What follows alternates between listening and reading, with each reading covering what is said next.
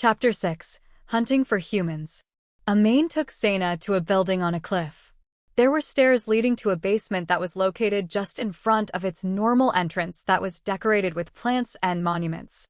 Inside was a moonlit bar with private booths filled with ring-shaped sofas.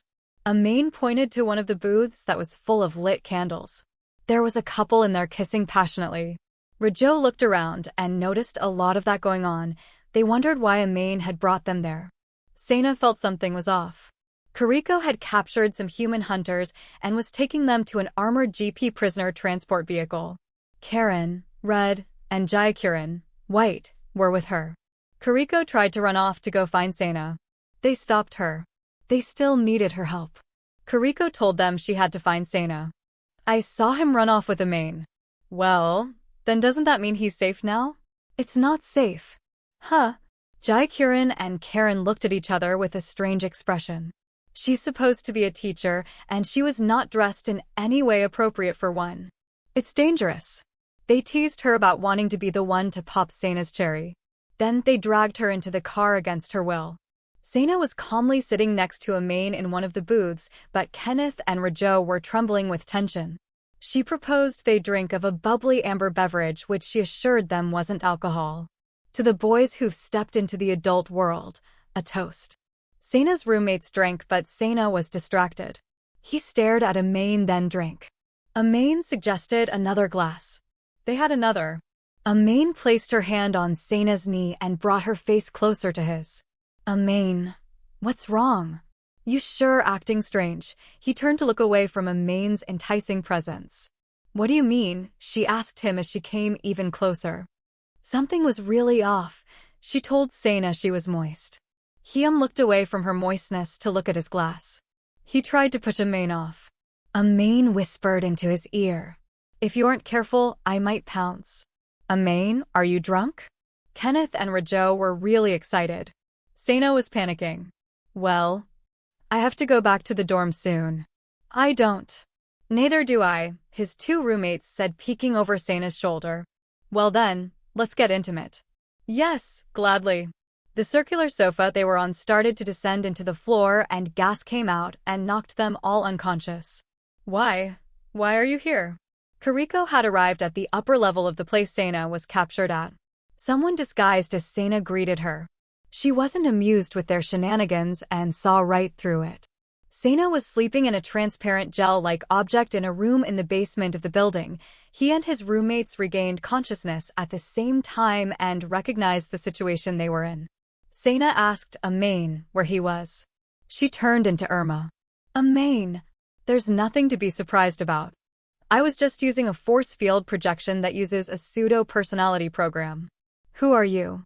Rijo said, staring at Irma with glittering eyes and an astonished expression. He thought she was beautiful. Who is she? You don't remember me, Sena? She was a bit sad. Irma sniffed Sena like a cat. Sena wasn't the one most surprised at her doing that, Rijo was. Her actions brought Sena's memories back. Oh! That time, when I came to the academy. Okay, I guess you remember me after all. Sena, what kind of relationship do you have with this beautiful person? Rijo asked. Sena told him he had only met her once. From what Rijo said, that was not behavior his species showed towards people who they've only met once. Kenneth asked if she was a human hunter. Something like that. She took them through the underground area. It was full of suspicious people in white coats, and it looked more like ancient ruins than a high-tech area. There was also lots of flowing water, like waterfalls inside of it, as well as glowing moss and grasses around fruit trees. Sena asked Kenneth what human hunters were. He explained they captured humans for experiments. Sena stopped when he heard that and panicked. There were two people behind him, and they nudged him forward. Rijo told Sena that the hunters only used their life data to run simulated experiments, so there was nothing to worry about. Like how that Amain wasn't real. It was a good thing we were the ones who caught you. Who knows what would have happened if some bad hunters got you? Irma said. Rijo asked how he knew her again. He told Rijo she was a secretary of Ares. Rijo's crush on her grew even stronger. Kariko, who had found where Sena was using Sito's information network, was now being obstructed by a burly guy who she recognized as a mildly famous professional fighter. She threw him across the room and yelled at him in a terrifying manner to ask if he had seen a main Konak go by with some academy students. He pointed to the booth they sat in. She thanked him and went towards it. It gassed her. They threw her out. Irma took them to a dark room. She said to the darkness that everyone should welcome their Earthling test subject. The lights turned on and the people inside the room gave a big round of applause. Some things rose from the floor. One of the people said they wanted to get Sena's data immediately. They put Sena in a chair. A countdown happened, and when it was done, something exploded above Sena and confetti came out. "Are you surprised?" Irma said with a look of satisfaction at Sena's reaction. Sena glared silently at Irma with teary eyes. "Where's Sena?" Kariko ran back into that bar again. The bar seemed empty now. There was no sign of anyone inside. She went back to the booth she went to last time and destroyed a table to see if there was a hole in it to the lower floor.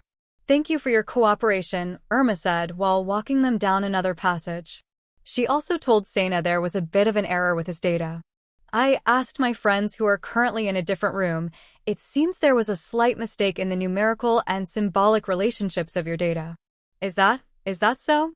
Sena said.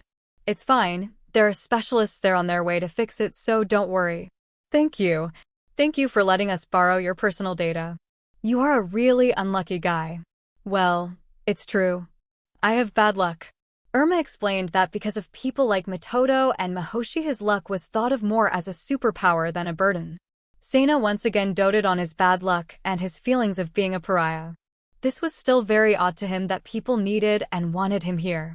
There were 4 tables left that Kariko hadn't destroyed yet.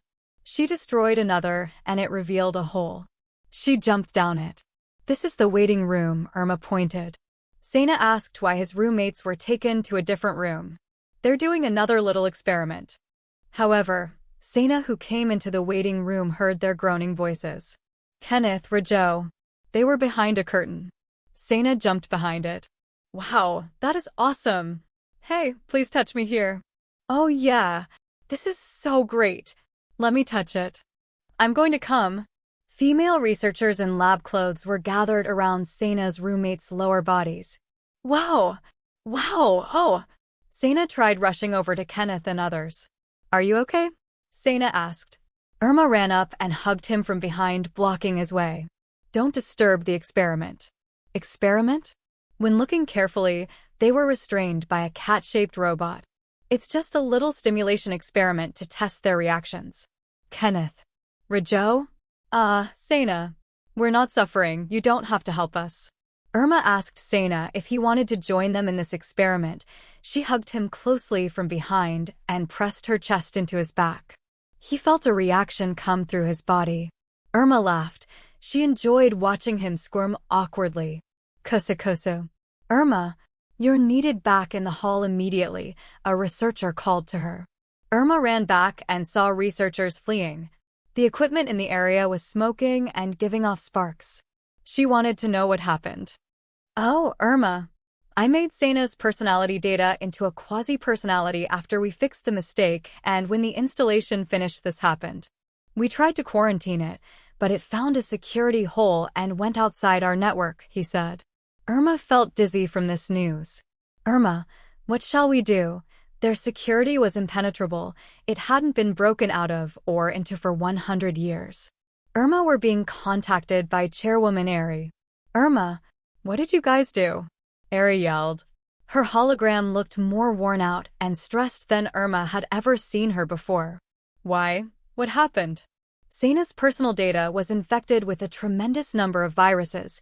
It broke through 33 of the most secure servers, and it even broke into the server for the philosophy department. Eri said. Irma explained what had happened.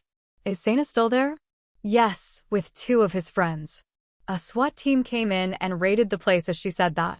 Sena emerged quietly from the air car that stopped in front of his dormitory. Kenneth and Rajo still had their bags on, but their excitement was clear even through them. Irma got out and stood in front of them. "Thank you for your cooperation in the experiment." Kenneth and Rajo turned red. No problem. Irma, I'll help you whenever you want. Irma got back in the car and left. They waved her goodbye. His roommates talked about how it was a fun night. A surveillance probe rushed out in front of them. They screamed. Eri was talking to Irma in her office. It was mentioned that Sena's data destroyed the computer server in the philosophy department. They also found an old hidden server of Washu's. It had secret access to all the Academy servers, and the data had gotten into it and spread from there. Irma told Eri that she heard rumors recently of Washu's sightings at the Academy, but from an urban legend TV program. It was trash-level gossip. I also once heard that Washu prevented a war with Senua and Jurai. Do you know how? Apparently, she called up the heads of the nations and 2 minutes and 37 seconds later both of them had come to a truce. Eri got a message from a researcher that they had successfully isolated Sena's data from the network. Kenneth and Rajo were video chatting with Kariko.